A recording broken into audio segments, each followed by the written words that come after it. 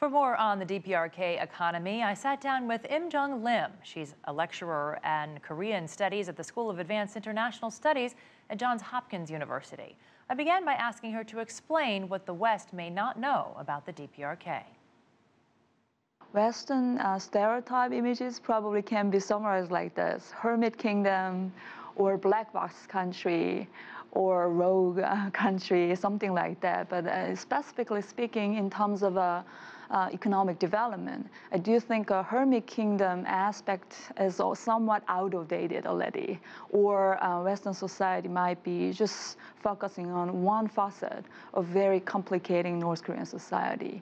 The reason why I'm telling you hermit kingdom images or hermit kingdom nature is somewhat outdated is, first and foremost, the economy, especially people's economy, is already the decoupling of people's economy from the court economy or center's economy is pretty severe now, which means people only can supply their consumers' products or daily life products through the trade, basically, bartering with basically with the China.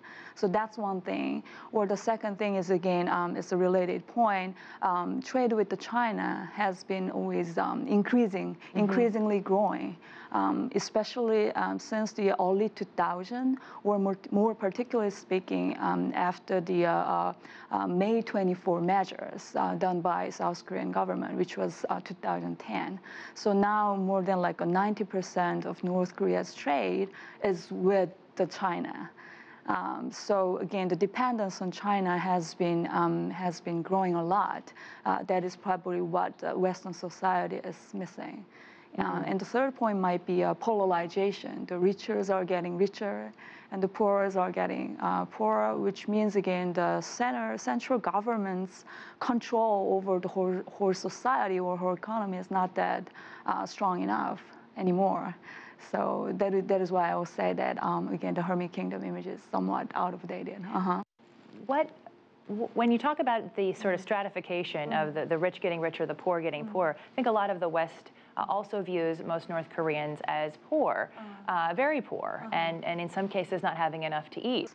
So, their economy is now more dependent on the market economy, which means as long as as long as they can sell something, they can buy rice or foods, grains they need for their daily life, which means I assume that the late 1990s, like the Great Famine or Arduous March with their description, that I don't think that is likely to be repeated. Really? Yeah, I don't think so. As long as, they can barter, or they can sell their products, whatever. For example, some agricultural products, or some craftsmanship, like smaller things made by themselves. They can sell that at the market. As long as they can sell something, which means they can earn some money, which means that they can buy some rice. So my point is, I don't think that kind of great scale, the famine of great scale, I don't think it's going to be repeated sooner or later. But you talk about the fact that the DPRK, as a result of China's slowdown, is going to need to diversify its economy. Right. This is the most internationally sanctioned country in the world. It's not like people are lining up or have the ability, because of the international sanctions, to trade with the DPRK. So where does that leave the national economy? That's my probably somewhat kind of hope. Optimistic. Optimistic. I want to be optimistic, but I'm not pretty sure the Pyongyang will decide like that way. But for example, South Korea too, our trade dependence on the China has been getting greater, and some industries or some business people will say that we definitely need to diversify our trade partner. Otherwise, again, too much dependence on the China's economies only